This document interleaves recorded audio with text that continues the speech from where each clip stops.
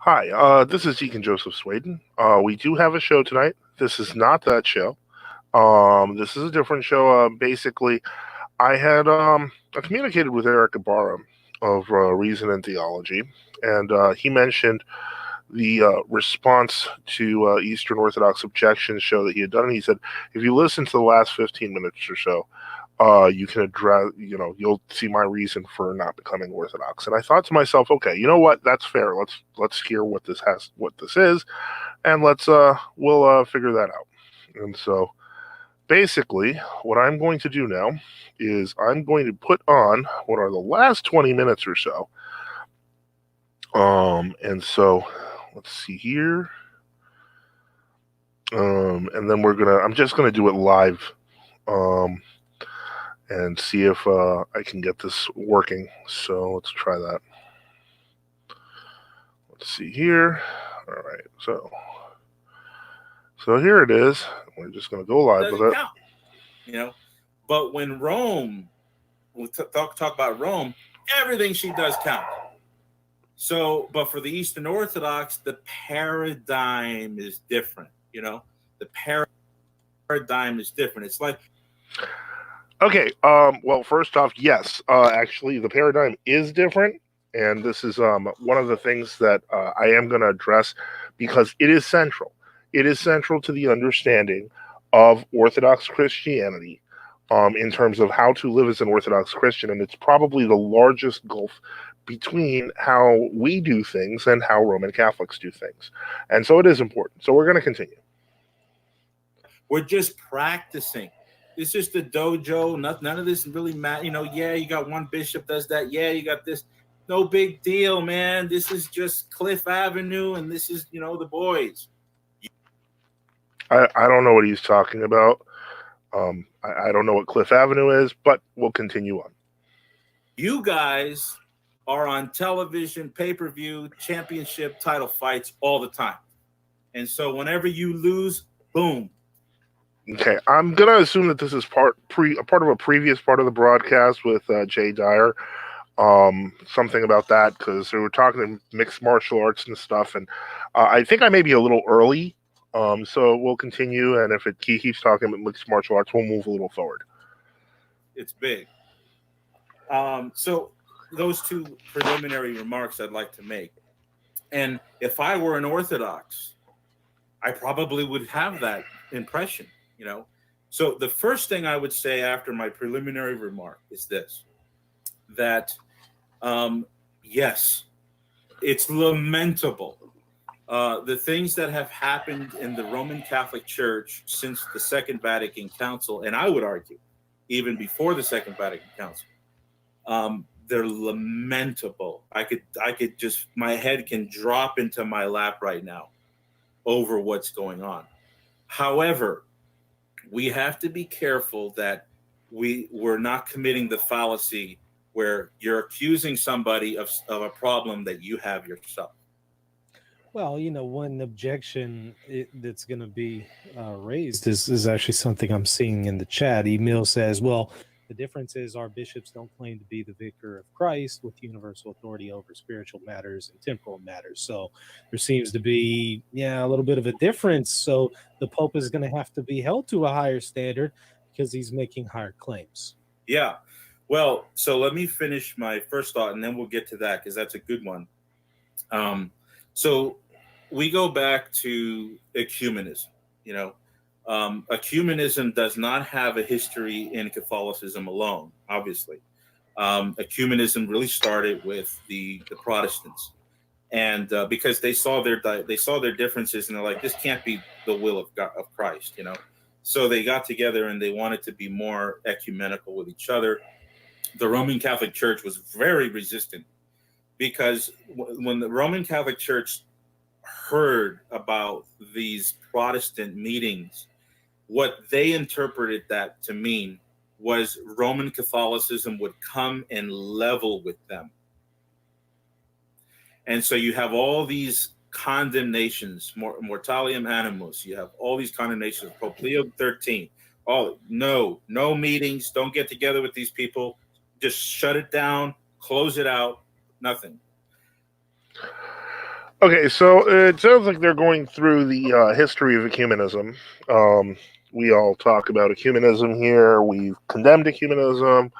Um, I assume that there's what I'm still seeing here is that it's kind of like a whole. Okay, Rome is a monolith, Orthodoxy is a monolith, and we're both guilty of ecumenism. I don't see I don't see a real argument there, considering where I am.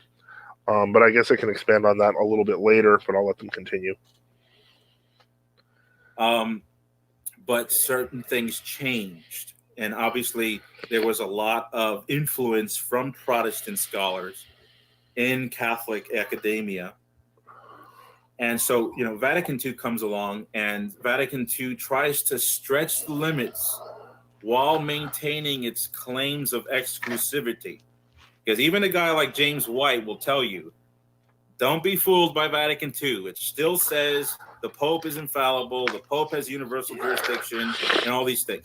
Okay, so it wanted to keep its foundational schema, but then it stretched it as much as it could to try and level with Protestants, while also telling the Protestant, well, you got to become a Catholic. But it's usually like the I should mention that you can find a parallel in this in the statement of the Orthodox churches to the World Council of Churches in Evanston in 1954. The constant refrain that we're just witnessing to the heterodox. No one has a problem with witnessing to the heterodox. The problem is that that's not what actually happened, especially after Vatican II, after 1969, with the dropping of the anathemas. It's become far worse than that. But I'll let them continue. The last thing they'd say, or if they ever said it.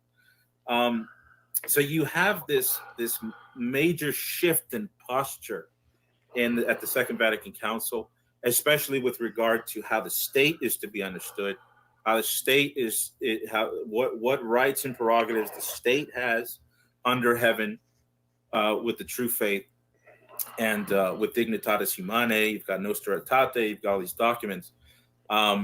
Essentially, if you read through it slowly, and if you don't have any prejudice, you just want to say, what is the Catholic Church saying? I think you could see continuity.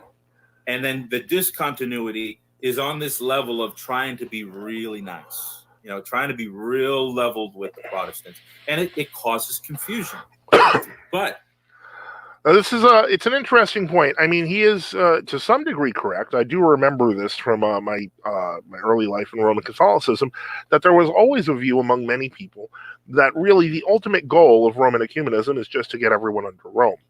That's not necessarily false. I actually agree with that. Unfortunately, however, we're going to get into why that basically underpins exactly the difference in the paradigm, if you will. So we'll let them continue. And the Eastern Orthodox Church is not on the outside when this happens. The Eastern Orthodox Church has the same claims to infallibility as the Roman Catholic Church as a whole. If you read the Council of Jerusalem, 1672, it talks I think in the decree 11, 12, or 16, I forget.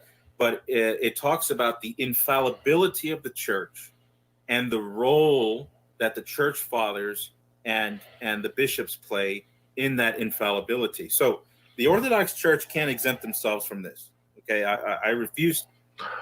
I don't think we would exempt ourselves from that. But one of the things that's worth noting is that the concept of the Pope being infallible was relatively, still not fully understood at the time of Trent and afterwards, which is why they began to develop it further over time. And really, you don't see it until Ultramontanism. So it's interesting that he's pointed out the fact that Orthodoxy has always taught that she is infallible. And the Orthodox Church has always taught that her teachings came from the apostles and that they're reformable. And the fathers of the church continue to preserve them. And that's the job of the episcopate today. So far, he's good on this. We'll see what happens. Just accept that. So when they get involved with the ecumenical movement, they have opposition, just like in Catholic Church, you had internal opposition. They had internal opposition. In Greece, Russia, you had a lot. I have got many books from, Hakna, Holy Synod of Resistance, the Cyprianites, the Matthewites. They all go back and say, look, the Orthodox Church, the canonical Orthodox Church is not really following the canons. So I read them, and it's like reading the Sedevacantists, And here's where we get into a problem. And this is where the paradigm, as we would say, is different. And what I mean by that is very simple. The Roman paradigm is based upon a Roman monarchy. It is based upon a papal monarchy, which is the concept that was first instituted by Hildebrand in the Dictatus Papae, which we have done multiple shows on, and we will probably be doing our last and biggest show on next week. By contrast, Orthodox churches are arranged on a synodical level. They're arranged nationally. So if you let's take a Sedevacantist group, for example. They can have bishops, but they don't have a pope. The problem with this is that in Roman Catholicism, you require a pope, because if you don't have a pope, you have what's known as you even use the word interregnum, which is normally used for the reign of kings. But the point is, in other words, you have a headless body, so you cannot function until you elect a pope, which is why the conclavist movement started in Roman Catholicism. By contrast, that's not at all what happened in Orthodoxy, and it's not historically what happened in the church. The church could set up rival sees, and when they did that, you would have two claimants to the same see, and you would have both parties claiming the full authority of the church. In other words, you had to decide between which one was the real Orthodox Church. There was no question, well, that's the one with the Pope, and we don't recognize him, so we're not them, because they didn't elect a Pope. And they can't, because they don't have any cardinals. And we're not even going to go into that. I don't even want to go into the oddities of Sedevacantism and the weirdness of the structure. When a church falls to heresy, and this has happened many times in the history of the church over 2,000 years, those members of the church simply pick up and restart. And this is where you see so much confusion during the Meletian Schism. And so let's take the example of the Greek Old Calendarists. In the Greek Old Calendarists, the largest of the Greek bodies is under Archbishop Callinicos of Athens. I mean, our synod, which, we are in communion with the Greek synod, is not. But the point is, there is a difference between forming a synod in resistance, which is a synod of bishops, which is not actually assumed all the powers of the church, and say the Church of Archbishop Callinicos of Athens. Archbishop Callinicos of Athens is the highest ranking member of the True Orthodox Church of Greece in his synod. And what that means is, effectively, there is no question. It's not like they're resisting I think it's Euronymos is the name of the new calendar Archbishop of Athens. They just have another Archbishop of Athens. Now, this can lead to some confusion, because we also have Archbishop Maximos of Athens, who formed because he felt the election of Archbishop Chrysostomos, the predecessor of Archbishop Callinicos, was uncanonical. I think there's some validity in that argument. But the point is, Archbishop Maximos is also a rival to Athens. Ironically, the synods of Archbishop Maximos and Archbishop Callinicos reign in the same building. They actually are on different floors. So the point is, it's a completely different paradigm than that in Roman Catholicism. The closest you could possibly compare it to would be conclavists, because at least conclavists are consistent. They're like, well, that's not the Pope, that's not heresy. Okay, they're reforming the Roman Catholic Church. The difference is it looks ridiculous. To our end, there are millions of true Orthodox throughout the world, and they're very well organized, and they do the exact same things. Now, some of them are not as organized as the Church of Greece. To be fair, they were the earliest to become organized, and that's why you can have rival archbishops of Athens. In Russia, it was a much more complicated, much larger territorial situation. In Romania, I mean, the state was literally chasing down the true Orthodox. They were like hiding in huts. They weren't like, issuing encyclical decrees from their kitchens. I mean, these people were running from the state trying to kill them. So it's a very, very different paradigm that we live in. We live with the assurance of knowing that we have the true faith. And I think that I would argue that a new calendarist could make the exact same argument I am. But the point is, we put the faith first. When one has to become Orthodox, one has to let go of places and things. And what I mean by that is people in Roman Catholicism have to have the assurance of a place, whether it's Rome reigning now or Rome reigning in the future, or, some of them are wondering if this is the last pope and it's the apocalypse. Very possible. I don't know. Orthodox always fall back to the apocalypse because that's when everything ends. Either the church survives with bishops, even if it's persecuted, or the apocalypse happens. That's it. But we don't put faith in places first. We put faith in the creed. You have to believe in what you believe in first. And then you will be able to understand. Give me a moment.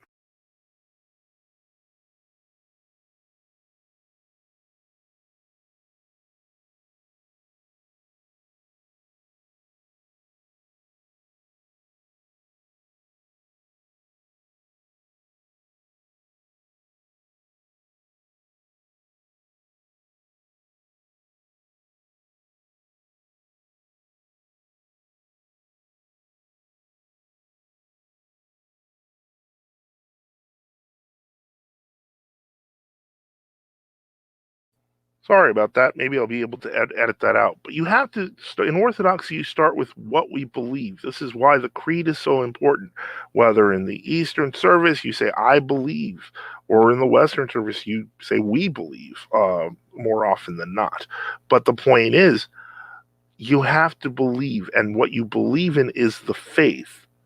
And once you know what that is, you don't have to feel afraid of where you are, because you know what the truth is. You just have to live in it. And that's it. It's not like, there's no uncertainty. And I'll talk more about that as this continues. And one of the biggest embarrassments of the Roman Catholic Church is the 1986 meeting at Assisi. And at that meeting, it wasn't just Catholics and all these other people who from different religions.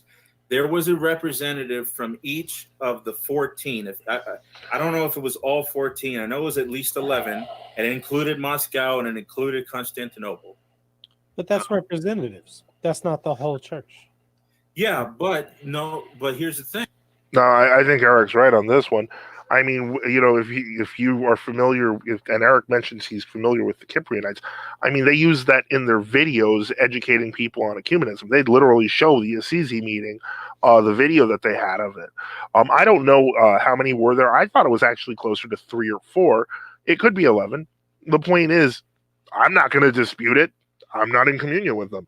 But from a new calendar standpoint, they could say, for the most part, they could pretty much say, well, I'm not going to dispute it. They're dead, because we're talking about an event that occurred 30 years ago. But more importantly, to me, it has no relevance, because we've always been against ecumenism, and anyone who's against ecumenism is not going to be like, well, that's okay. That's not what's going to happen. So we'll continue on.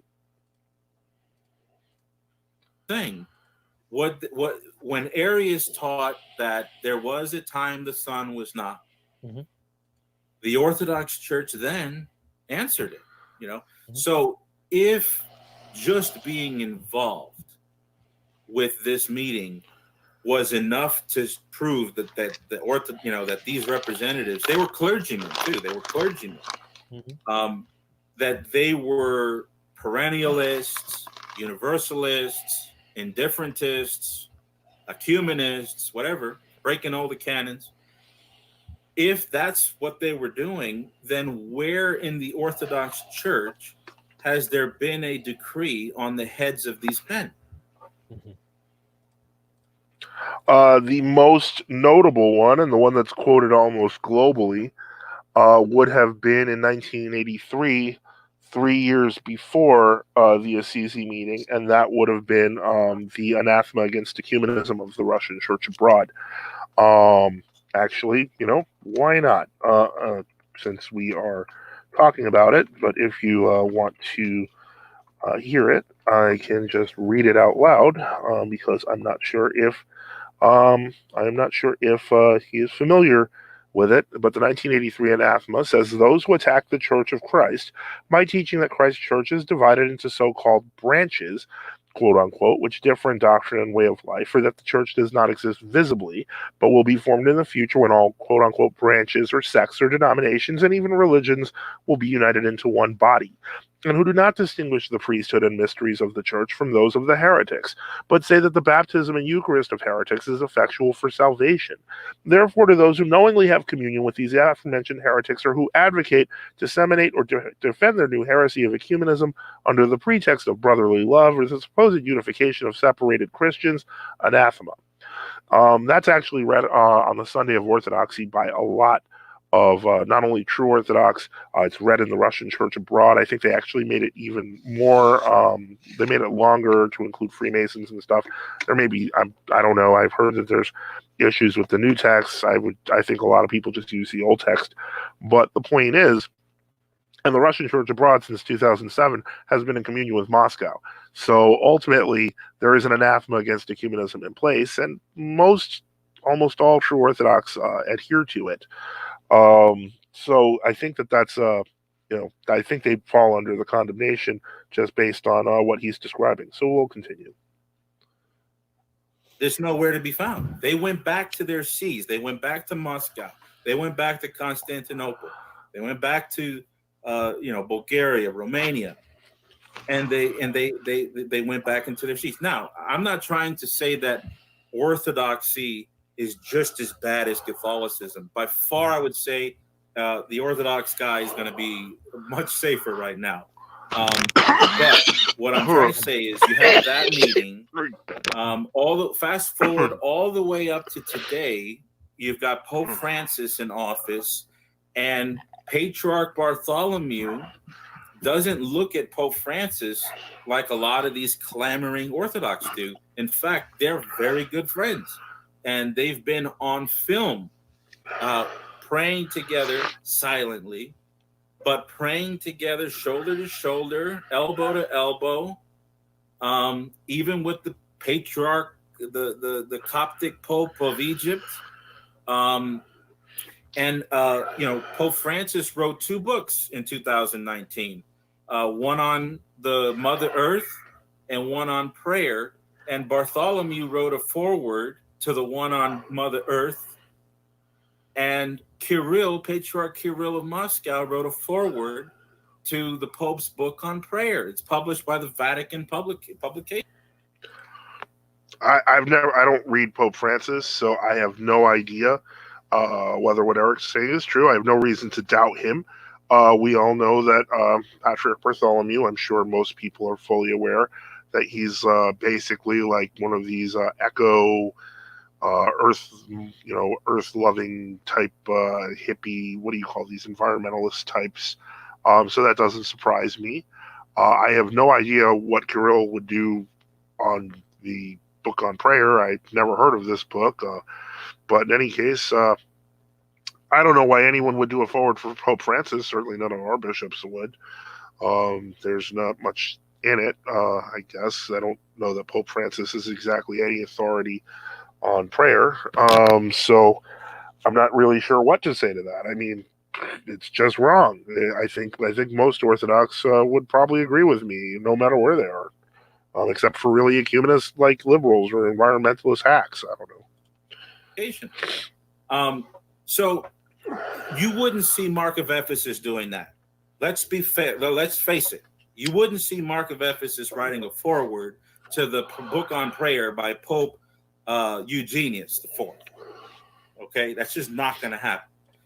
To be fair, I'm sure that Pope Eugenius's book would be substantially better than Pope Francis, but we go on. So when the Orthodox want to point fingers and wrap our knuckles about all these things that are happening in the Catholic Church, we have plenty to go back and forth about. And I really think it wastes time to do so because both of us have 2 feet planted in the same puddle of gasoline about to go up in flames. If we're going to... No. People who are involved in ecumenism on both sides have both feet planted that way.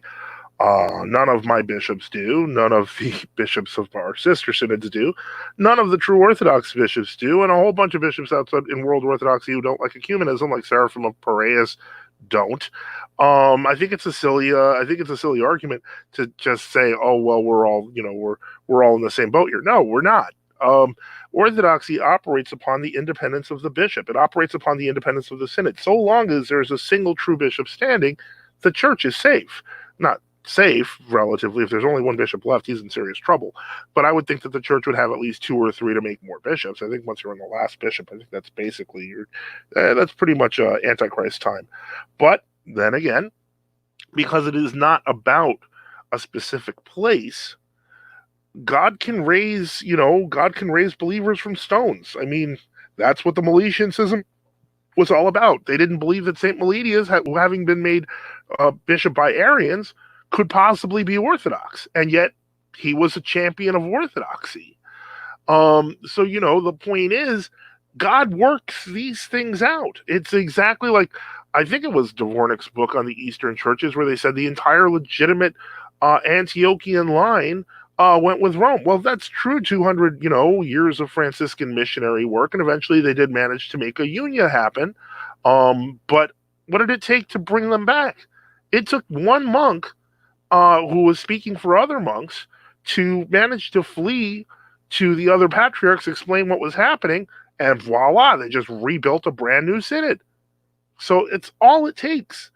If you have the faith, you have to have faith that it will endure.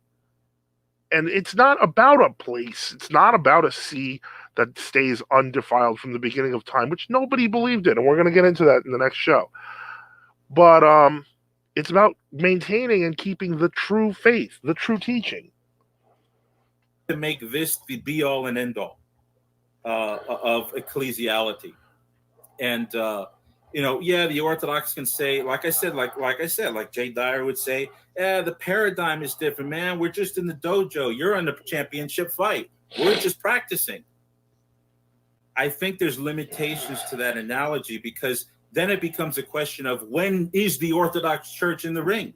Mm-hmm. When is she in the ring? I really don't understand this dojo thing. So I'm just going to wait till something else comes. And that's one of the reasons why a lot of Anglicans have looked over Orthodoxy, because there's been some breaking in the ground with contraception, divorce and remarriage. You have some Orthodox out there that say that divorce and remarriage, there's precedent in the early church fathers. Yeah, there's precedent for when there's adultery, that there may be a remarriage for the man. I recommend Erick watches our show on divorce and remarriage, because in actuality, to present it as individualized church fathers having opinions is misleading. The reality is that the Roman Empire always allowed divorce. The Code of Justinian makes that extremely clear. The church was actually legislating who could get a divorce and who was prohibited from it. The idea that the church had no concept of divorce is foreign. The church always understood what it was. The church did occasionally modify principles, but the church has always been strict on it. And it's always been generally a number of limits, and very few reasons, notably adultery always being in the top 2 or 3, attempted murder occasionally being there. But the point is, there's quite a few reasons, including abandonment, but we'll continue. Not the woman. But what we have in the canonical law in the Russian canonical law under the Tsars, the canonical law under the sultans in Constantinople, they started allowing divorce for all kinds of reasons. This is misleading, because in the Russian canonical law they got very specific, but divorce was generally frowned upon. To imply otherwise is wrong. As for the sultans, that's a whole different story, and that sort of policy continues to this day, to encourage Christian men to leave their wives to get a second one. On basically, it's to cause the men to leave to go to Islam. So it's completely different than what he's presenting, and I'm just going to assume he's wrong on the history. Which far exceed what the patristics allow. So yeah, all right, fine. If you want to come and say that there was church fathers that allowed remarriage on a situation of adultery, all right, fine. I'm not going to argue with you. But but you have to argue with me because in your church that's illegal. The point is, and it's illegal on the basis that it was not believed at all throughout the church. As a matter of fact, almost every apologetical discussion on marriage and divorce dealing with the Orthodox Church implies that the Roman position is the original position, but this is completely false. It's not. And if you can demonstrate the exceptions, and you're doing your work for me on this, I mentioned that Erick had asked me, he mentioned this to me, and I guess if he wants a response, I'm giving him one. But you can't say, okay, well, I'll allow it, but we're still pretty much right. No, you're just wrong. And so that's that. Now, I'm not encouraging divorce at all. I think divorce is a sin. And we should always think divorce is a sin, first and foremost. We're not Protestants. Marriage is a sacrament. It's a mystery, and we're not supposed to profane it. And divorce is a profanation of the sacrament. And if that's lost, then there's a whole gulf of thinking that's being forgotten here. When you're going to tell me that what is allowed today, divorce based on abuse or financial scandal, that's nowhere in the patristics. Well, anyway, I don't want to get. I don't know of any church, old or new calendar, that teaches that financial scandal is a proper reason for divorce. There may have been civil divorces that involved Orthodox spouses, but I can't see any church promoting such an idea or anything of the sort. I could be wrong. Maybe some crazy bishop somewhere said that was okay, but that's not the norm at all. We continue. Carried away here. What I would say is exactly what you did, Michael, with that show you did at the beginning. It was called Equal Weights, where we have to make sure that if we're going to light somebody on fire, or if we're going to refute a position, we have to make sure that we're not stuck in the same pile of gasoline. Because if we are, well, let's assume for a moment that the Orthodox are not in the same pile and they're not on the same track as Roman Catholicism. So let's say in 50 years from now, they're not going to be as bad off as Catholicism. Now, let's just assume that hypothetically for the moment. What would you say to those who say, okay, look, yeah, some of these church leaders are compromised, but there are many laity and faithful in the Orthodox Church who are decrying the things that their leaders do. In fact, I know an individual who... I don't know that that's actually a good way of thinking. Yes, in many cases, and this was particularly true 20 years ago, anti-ecumenists in the official churches didn't have much support. I don't think that's true now nearly as much. I'm not, advocating for world orthodoxy, but I'm simply saying that the argument that, well, at least there's lots of humble laity. No, the church is comprised of bishops, the church is comprised of clergy, and the church is comprised of people. If you don't have bishops proclaiming the true faith, you don't have the church. Otherwise, we're just old believers at that point. Is part of the Patriarchate of Constantinople. And, he's a lay faithful, but he actually thinks that his patriarch is a heretic. So there are quite a few people who would decry what these leaders are doing whenever. I think that people who do that, I think if a lay person thinks his bishop or patriarch is a heretic, he should leave. They go to Assisi or they join Pope Francis. So why does it mean that the rest of the church is compromised? Why isn't it just limited to those individual bishops who are compromised when they go and participate in these ecumenical services? Yeah, so if you read certain events in church history where there was an uproar because some bishops did something wrong, the unity of the church, there was this consciousness that if we keep communion with these people, we carry the burden of their sins. And I know that there's limitations to this because as centuries grew in the 8th, 9th century, you actually had a dispute between East and West on this very question about what can a lay person do if their clergy are compromised. Mm-hmm. And at the Council of the Orthodox call it the Council of First Second Council. It was the council that was held in 861. There were papal legates there. Yes, they were. And one of the decrees there, I think it's 14, 15, and 16, basically say that whenever your bishop or patriarch, It's 15. 13 and 14 actually establish rules of order. is compromised, you can kind of okay.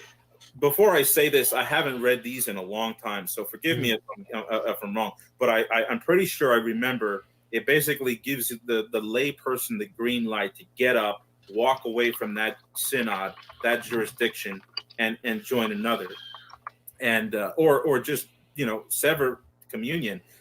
Somebody can't just leave Corinth and go to Thessaloniki when they're a farmer. Mm-hmm. They've got their livelihood there, but they can still separate communion from their bishop because of heresy or whatnot. Well, Rome had a different perspective on this. Rome stuck to more of the Roman legal system, and would presume, and it wouldn't presume innocence all the time, but there's a presumption that there's, order must be maintained until the legality of the church had an answer for the situation. Council of 869, as you know, Canon 5 or 21 says that a lay person can't just leave his church when his patriarch is a heretic, or his bishop is a heretic, or his metropolitan. Now, that's an interesting point because in the first place, the Council of 879 condemned the Council of 869 and reaffirmed the Council of 861.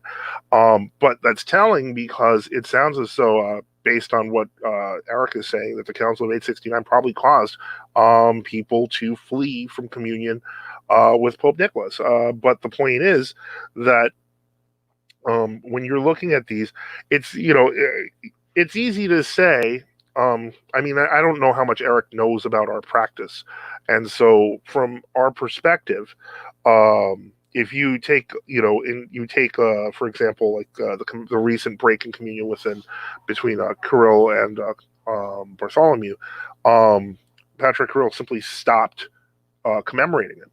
The service continued, and if you don't have a service to go to, many Orthodox Christians have been for centuries, and this is true in the West as well, have been encouraged to just say the Typica. In the West, this would be called the Missa Sica, or the priest would simply do that. And so the point is, severing communion is a very serious matter. And if Erick, I would advise you to review those canons again, because the only legitimate charge for leaving a true bishop is heresy. And this is part of the reason why it can sometimes seem confusing. Well, why wouldn't everyone just join the true Orthodox? Well, I mean, put yourself in a position of someone in the Rokor. They've confessed everything right, and then they joined with the Patriarch of Moscow. But substantially, they're still pretty much the same body. So what do you say to a priest? You should join the true. Why? Did his bishop say heresy? Probably not. You can argue further. And that would be a much more convoluted and complicated argument about leaving a priest or a bishop leaving one's patriarch.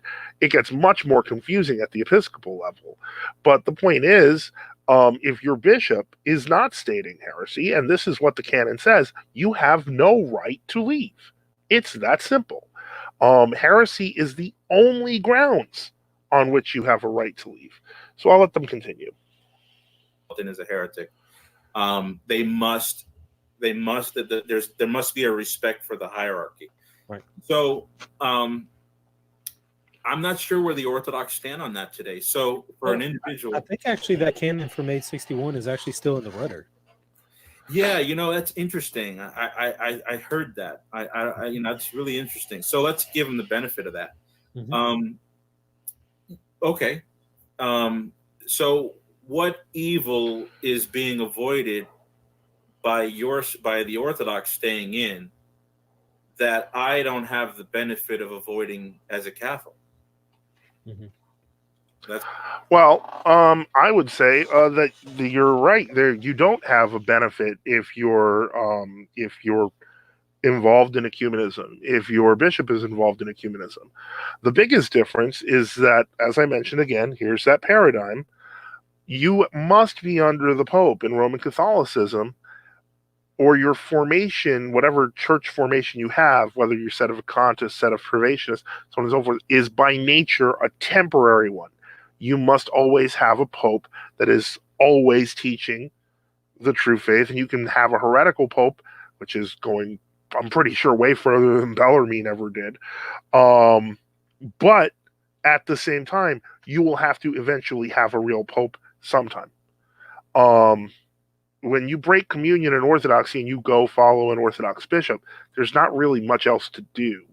It's the same service, the same lifestyle, the same basic life you had before. So that is where I think that there's I would never advise a Roman Catholic or in Orthodox to stay with ecumenism. And I think that many, even in World Orthodoxy, there are many people waking up to that, and they're making noise, and there's making a difference. When Kirill of Moscow went and met with the Pope in Cuba, there was instantaneous. As soon as it was discovered, there were instantaneous condemnations, not just from the faithful, but from inside the seminaries. One bishop even broke communion with him. So it's not nearly as simple as saying, well, everything is just the same in Orthodoxy. It's not. I'm very hopeful that people in the official churches will eventually reject ecumenism. And the main reason why is very simple, because ecumenism, by its nature, creates indifference.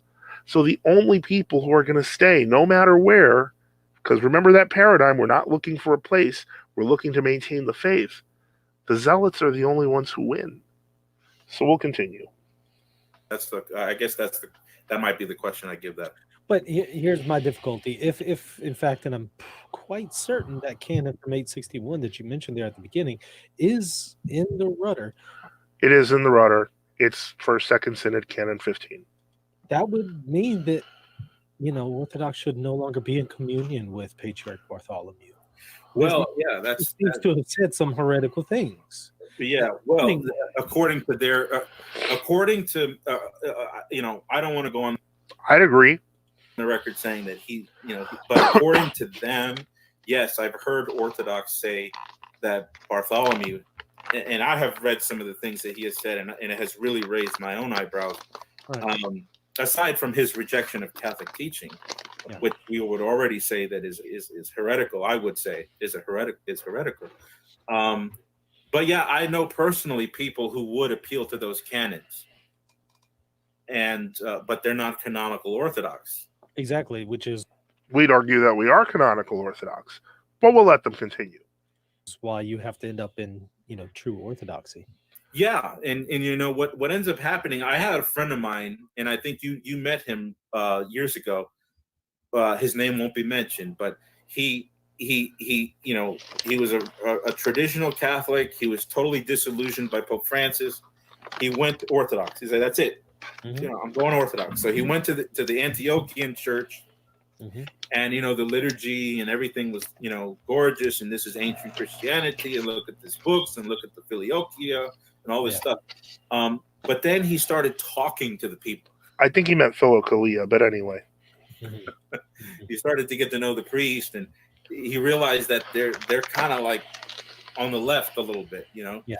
So then he went. He left there, and I think he was received there, but he still left there because nowadays Orthodox priests, if you leave, they just say, "All right, fine, go in peace." They're not going to make a big fuss. Back in the 9th century, they wouldn't have done that, mm-hmm. But today they'll just So he went to, I think, a church under the jurisdiction of Russia, and then when he was there is when he really started to learn about the uncanonical nature of the Church of Moscow under Patriarch Kirill.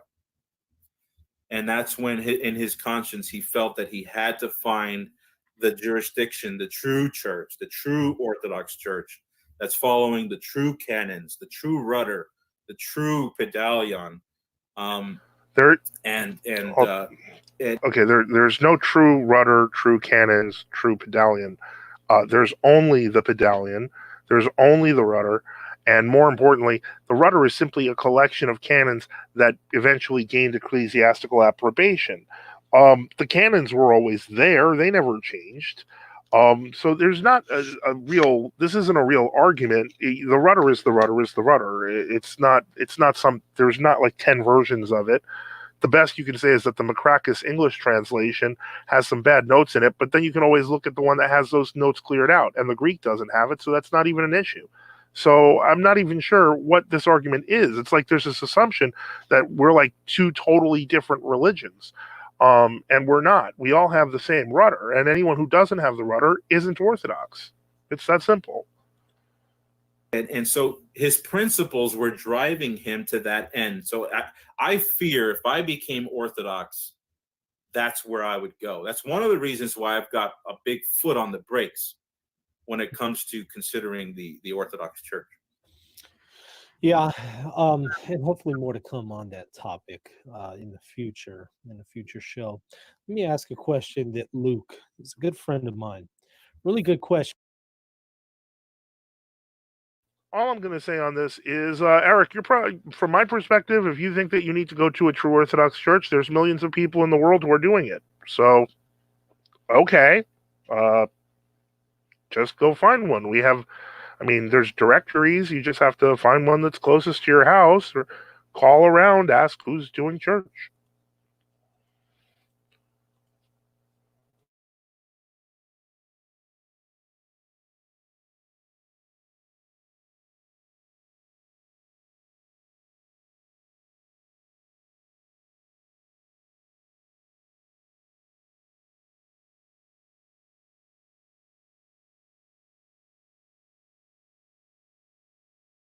Okay, it looks like the stream is kind of going out, and really the question here, what is your advice for someone in a stalemate between RCC and TO? The truth of the matter is, Eric's answer there was pretty good. Keep your family intact. Stay safe until you figure it out. But what I would add is this. Maintain the true faith. Focus on the true faith. Stop trying to find a place. If you can keep the true faith, the place will find you. I've gone through I joined Orthodoxy in Hakhna, which is what Erick, brought up earlier. I then went to Roac. I was in Roac. I left Roac and became World Orthodox. 2 years later, I returned to Roac. Then I met my wife, and my bishop threw me out. Then I found an old priest who wasn't canonical at all. And that's how I eventually found my current synod, and the synod I plan to die in, because of the fact that he was willing to help this old man. Very good guy, nice guy. He never did join. It's sad, but it helped me become who I was. The one thing that I want to explain here to Erick is that if you are focused on preserving the true faith, you don't have to worry as much about where to go. This isn't Roman Catholicism. You don't have to worry, or am I in communion with the Pope? You just have to be in communion with the Church.